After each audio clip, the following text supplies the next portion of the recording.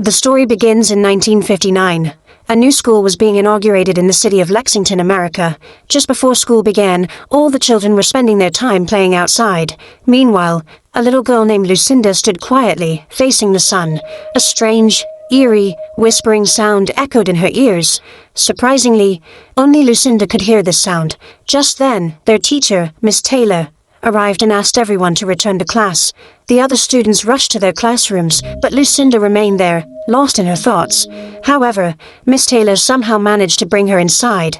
Miss Taylor reminded all the children that their school's opening ceremony would be held tomorrow, and a competition had been arranged for the occasion. In this competition, all the children were asked to draw an imaginary picture, showing how they thought the world would look in the next 50 years.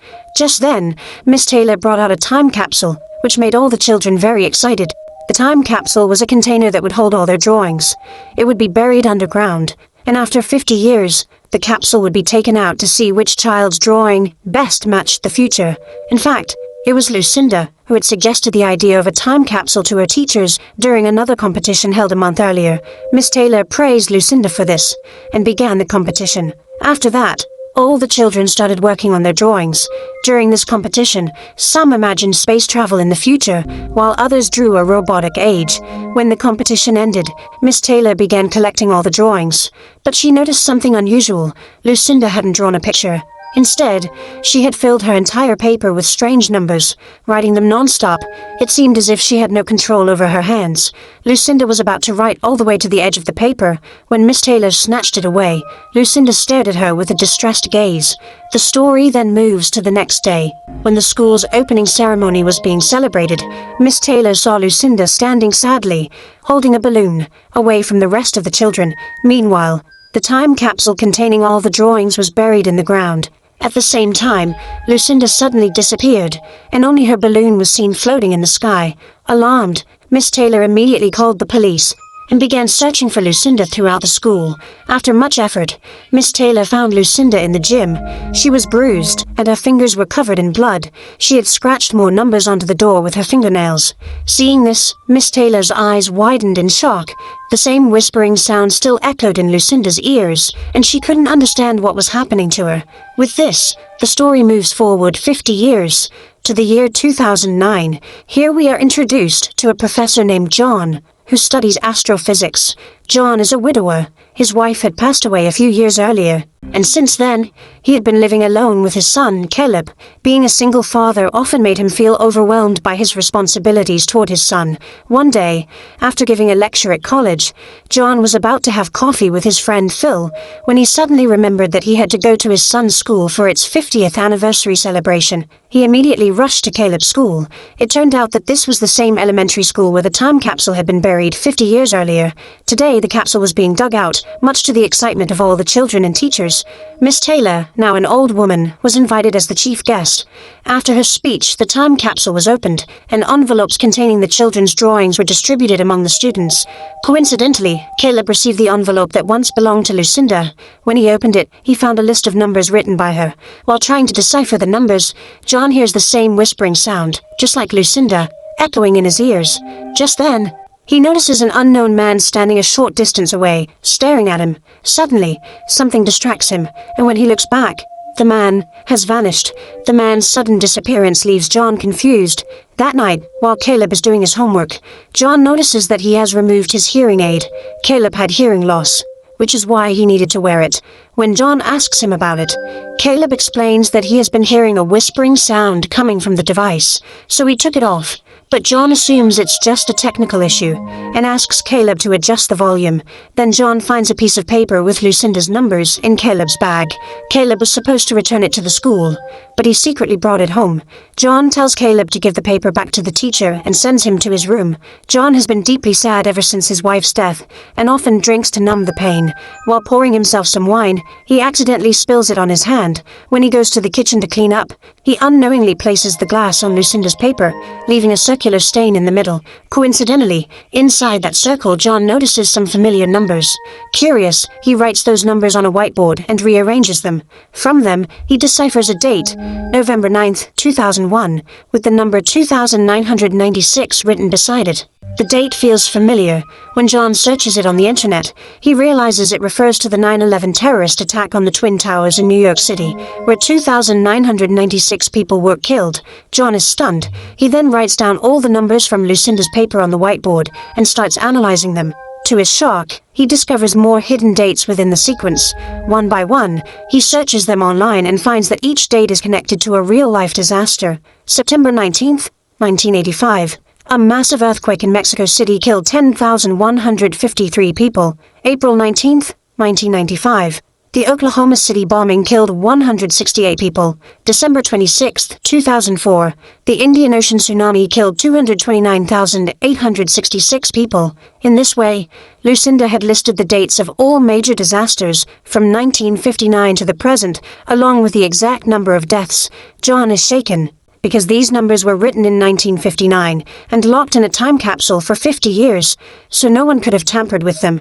The thought of how Lucinda could have made such precise predictions leaves John reeling. The next day, he goes to his friend Phil and tells him about Lucinda's predictions. He also notices 3 more disasters listed on the paper. One of them is supposed to happen tomorrow, and according to the numbers, 81 people will die. But Phil dismisses John's claims as baseless. He points out that aside from the dates and death tolls, there are other numbers on the paper whose meaning John hasn't figured out yet. He also reminds John that in one of the accidents, his wife died in a fire. Phil believes John is twisting the numbers to fit his own grief and is only imagining connections. He advises John to stay away from those useless numbers. Hearing this, John becomes furious with Phil and storms out. Yet deep inside, he begins to doubt his own reasoning. To clear his doubts, John visits Miss Taylor at her home and asks her about Lucinda. Because of her old age, her memory is weak, but she still remembers Lucinda. She recalls how the girl always stayed apart from others, and vividly remembers the day Lucinda scratched numbers onto her drawing sheet, and later onto the gym door, clawing at it like an animal with her nails. John is also shocked to hear about this incident. He then shows Miss Taylor Lucinda's drawing sheet, and asks if this is the same sheet on which Lucinda had written the numbers 50 years ago. Miss Taylor agrees. But because of her poor memory, John's doubts still remain. Now, John asks Miss Taylor for Lucinda's address so he can meet her and investigate further. Sadly, Miss Taylor informs him that Lucinda died a few years ago. Hearing this, John is deeply disappointed. He returns home and calls the school to try to find the 2 workers who had dug up the time capsule. Meanwhile, while Caleb is playing outside, a car stops in front of his house with 2 unknown men wearing masks. Suddenly, a whispering voice rings in Caleb's ears. Drawn by it, he walks over to the strangers and stares at them. The whispering continues, echoing in his ears. One of the men silently gives Caleb a stone. At that moment, John sees them from the window. Startled and afraid, he rushes outside, but by the time he reaches there, the men have already left. When asked, Caleb says he doesn't know who they were. He hands the stone to John. It looks like an ordinary stone. John keeps it but warns Caleb to stay away from strangers and sends him back inside the house. Continuing his investigation into Lucinda, John searches online to find out how she died. He discovers a photo of Lucinda. She had been married but died from a medicine overdose. John is reading about her carefully when his sister, Grace, suddenly comes up behind him. She tells him that their parents want to reunite with him, but John, who had long been estranged from his father, refuses and asks Grace to leave the house. Midnight passes. According to Lucinda's paper, today was the day when 81 people were supposed to die in an accident. John is glued to the news channels, waiting for such a report.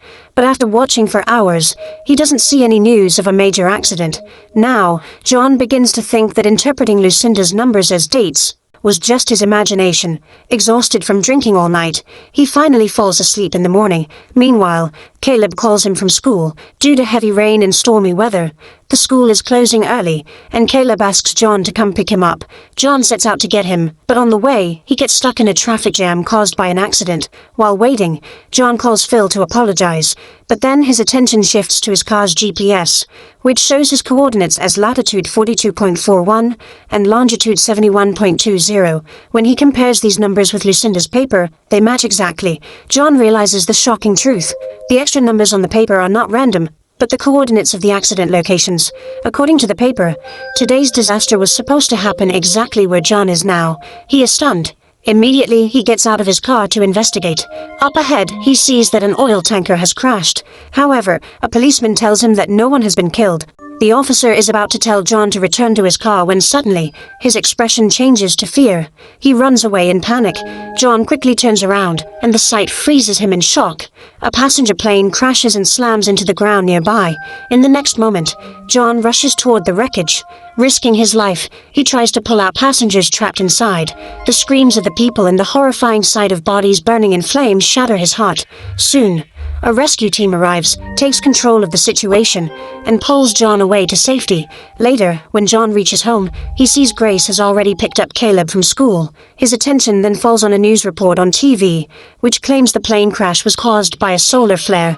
In fact, when magnetic changes trigger a massive explosion on the sun's surface, it releases a huge amount of electromagnetic radiation into space. At high intensity, this radiation can disrupt Earth's radio communications.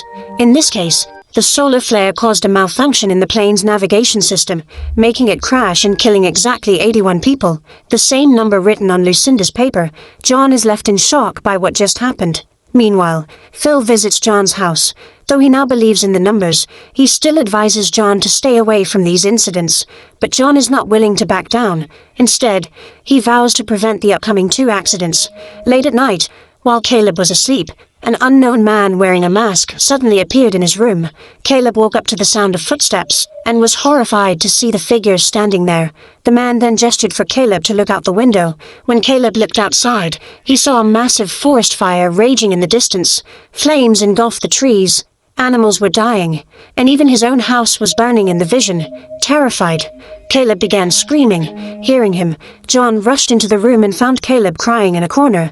At first, John thought his son had just seen a nightmare, but when he looked out the window, he noticed a strange man approaching. Grabbing a baseball bat, John ran toward him to threaten him. However, before John could get close, the man fled into the darkness. After this, John managed to find the address of Lucinda's house. When he arrived there, he saw Lucinda's daughter, Diana, along with her granddaughter, Abby. John followed them to a museum. Inside, he asked Caleb to befriend Abby while he approached Diana. Soon after, he invited Diana out for coffee. Though she was hesitant, Diana agreed. After some small talk, John went straight to the point. He told her that their meeting was not a coincidence, and asked about Lucinda and the number she had written. But the moment Diana heard her mother's name, she became irritated and walked away. John called after her, saying that according to Lucinda's paper, 170 people would die tomorrow in New York City, and 3 days later, on October 19th, another 33 people would die. He asked her to help him solve this mystery, but Diana refused to stay another moment and left with Abby. Even so, John refused to give up.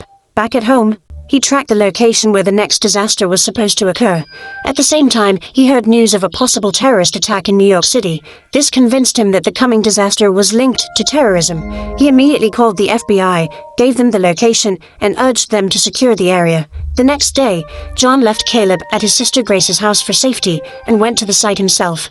The location turned out to be a subway station. Police officers were already there, but the area hadn't been fully secured. After a brief argument with a policewoman, John entered the subway to search for the suspect. Soon he spotted a man with something bulky hidden under his clothes. The moment he noticed John, the man ran. Convinced he was a terrorist, John gave chase, and the police quickly followed.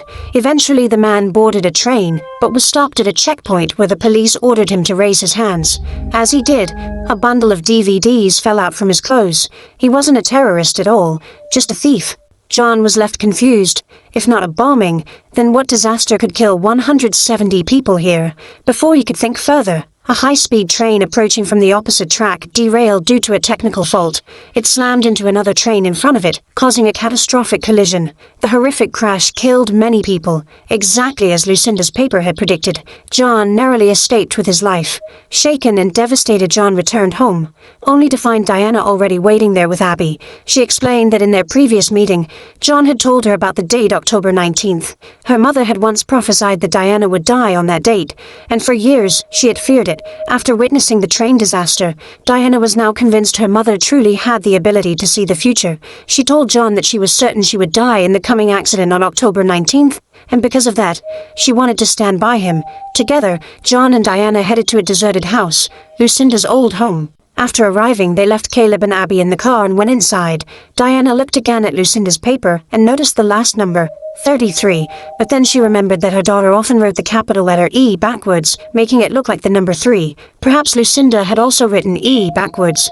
If so, then the last message wasn't 33, but EE. But what did EE mean? Hoping to find answers, they searched the house. Diana told John that her father had always thought Lucinda was insane, so he had taken Diana and left. Lucinda used to say she came to this house for a purpose and needed to prepare for something, but Diana never understood what she meant. Lucinda had died when Diana was just 9 years old. While searching, John noticed a wall covered with newspaper articles. Each article described a past disaster. Then John's eyes fell on a painting. It showed God sending a message to his prophet through written letters. Diana explained that her mother used to stare at this painting for hours. She then led John to a room, the same room where Lucinda had been found dead. John searched the room but found nothing except a Bible. Disappointed, he was about to leave when his foot struck something on the floor. Picking it up, he was stunned to see it was a stone, exactly like the one Caleb had once received from the unknown man. The room was filled with several such stones scattered across the floor. John then looked under the bed and noticed something scratched beneath it. When he lifted the bed, he was shocked to see words carved deeply into the wood with Lucinda's nails. They read, "Everyone else." John now understands the true meaning of the double E. It stands for everyone else, meaning everyone in the world. Meanwhile, Caleb and Abby begin hearing whispers. When Caleb looks outside the car, he sees some frightening strangers approaching them. They call out to Abby, asking her to come with them. Abby falls under their influence and opens the car door. However, before the strangers can take Abby and Caleb, Caleb quickly blares the car horn. Hearing the noise, John and Diana rush toward the car in fear. But by then, the strangers have already fled. When John and Diana reach the car, Caleb and Abby tell them that the strangers had come after them again. Then John notices one of the men hiding in the bushes. He tells them to lock the car doors and runs after the man with his gun. The stranger, who had been whispering, stands still, completely unbothered. John points the gun at him and demands to know why they are chasing Caleb and Abby. The man doesn't answer, but the next moment he opens his mouth, and instead of words, a blinding light shines out, dazzling John for a few moments. When John regains his sight, the man is gone. John then takes everyone back home. The next morning, when John goes to call Abby for breakfast, he finds her coloring a picture. Shockingly, it's the same painting John had seen at Lucinda's house, the one that depicts the Day of Judgment, as mentioned in the Bible. The drawing shows a blazing sun, and John realizes that the next disaster must be related to the sun. John immediately takes everyone to the MIT observatory, where he meets Phil and explains the danger of a solar flare. Until now, all solar flares released by the sun had been blocked by Earth's ozone layer, causing only minor issues like communication failures and power outages. But according to John, this time the sun is about to release a catastrophic explosion, a supersolar flare. It will unleash radiation waves of 100 microteslas, powerful enough to burn and destroy the Earth itself. The super flare would even wipe out all the planets in our solar system. At that moment, John notices the sunlight pouring through the window, unusually bright and hot, even in the middle of winter. This, too, is proof of the approaching solar flare. Meanwhile, Diana overhears John's conversation. Saddened by the thought that her daughter will also perish in the disaster, she tells John about a cave where they could hide to escape death. Although John knows that no one on Earth can survive this catastrophe, he agrees to go with her to the cave just to give her some hope. They return home, and John quickly tells everyone to pack their belongings. Hearing this, Caleb goes to his room, but soon he hears the same whispering voices again. He loses control and begins writing numbers on a piece of paper, just like Lucinda used to. When John enters the room, he sees Caleb scribbling numbers and immediately snatches the paper and pen from him. But Caleb doesn't stop. He begins scratching numbers into the table with his nails. John shakes him to bring him back to his senses. When John looks at the numbers etched on the table, he remembers Miss Taylor's story, how 50 years ago, Lucinda had carved similar numbers onto the school's gym door. A spark of hope lights up in John's mind. He thinks Lucinda must have written the location of a safe place there. So instead of going to the cave with Diana and the children, John heads straight to the school. Inside the school, he removes the old gym door and brings it home. However, years of paint have nearly erased the numbers. John scrapes the surface of the door, and at last, manages to uncover the faded numbers. But by then, Diana loses patience. She takes Caleb and Abby and leaves for the cave without John. John rushes after her, but she is already far ahead. To make matters worse, Diana's phone has no signal, so she can't even share her location with him. Meanwhile, when Diana stops at a gas station to refuel, an emergency broadcast plays on TV. The president warns the citizens about the incoming solar flare and advises everyone to take shelter underground. Panic quickly spreads across the entire country. Meanwhile, Caleb calls John from a public phone booth. Diana arrives and sends him back to the car.